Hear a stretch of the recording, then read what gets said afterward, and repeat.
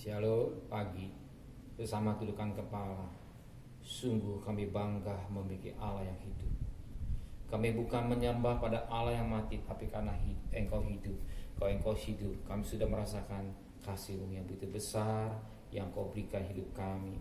Engkau pelihara kami, keluarga kami, dan kami boleh bangun tubuh yang sehat dan mengadakan mesbah keluarga, mesbah pribadi.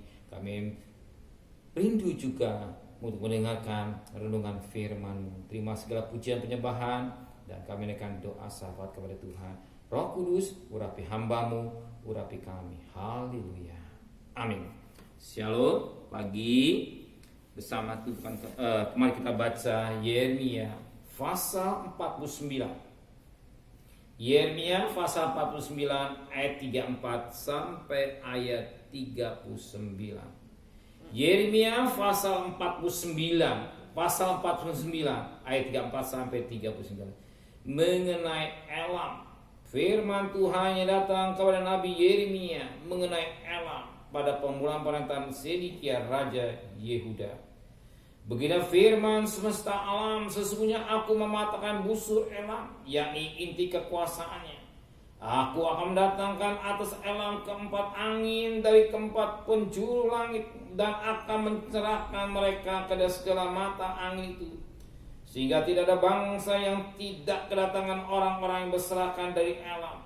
Aku akan membuat Elam terkejut di depan mata musuhnya, dan di depan orang-orang yang berusaha mencabut nyawanya. Aku akan mendatangkan atas mereka, yakni murkaku yang menyala. Demikian firman Tuhan. Aku menyuruh pedang mengejar mereka sampai mereka kuhabiskan. Aku akan menaruh tataku di Elam, dan aku akan membinasakan dari sana raja dan pemuka-muka. Demikianlah firman Tuhan. Tetapi di kemudian hari aku akan memulihkan keadaan Elam. Demikianlah firman Tuhan. Suatu nubuatan Yeremia kepada Elam. Dikatakan dalam firman Tuhan, Elam akan dihukum. Ya, Elam akan dihukum dengan persoalan-persoalan sebagaimana dikatakan pada ayat 37. Aku akan membuat Elam terkejut di depan mata musuhnya, dan di depan orang usaha mencabut nyawanya. Aku datang atas malapetaka, yaitu murkaku yang menyala-nyala. Demikianlah firman. Suatu nubuatan yang diberikan oleh Yeremia khusus untuk Elam. Dia akan mengalami hukuman yang disebut malapetaka. Oh, dia akan mengalami hukuman. Dia akan karena murka Tuhan melihat keadaan Elam sedemikian rupa. Tetapi yang sangat menarik pagi ini, perhatikan ayat 39. Tetapi di kemudian hari aku akan memulihkan keadaan Elam. Demikianlah firman Tuhan. Tetapi di kemudian hari Tuhan akan memulihkan keadaan Elam. Demikian firman Tuhan. Yang sangat menarik, setelah dihukum, tetapi Tuhan memberi kemurahan. Tuhan pulihkan.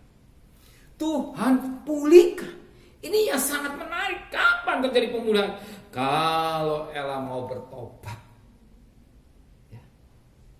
Kalau Elam mau bertobat, sekali hukum sudah datang di hidupnya, kalau dia kembali, Tuhan akan pulihkan. Ingat, anak yang terhilang, dia mendengar suara Tuhan. Suara Tuhan berbicara kepada dia. Kapan? Ketika dia mengalami penderitaan. Hukuman Tuhan.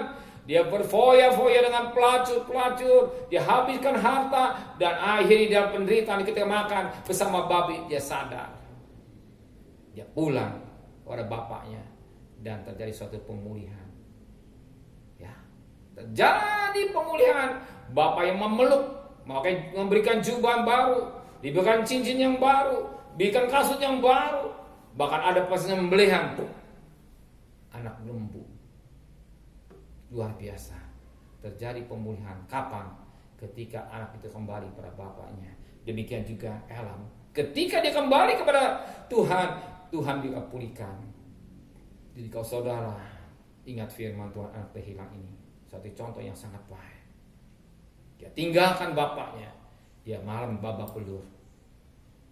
Dia menghabiskan harta dengan foya-foya, dengan pelacur-pelacur.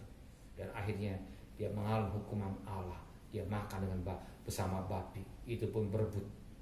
Disitulah suara Tuhan berbicara kepada dia. Dan apa yang terjadi? Dia pulang ke bapaknya, maka terjadi suatu pemulihan jubah, cincin, kasut.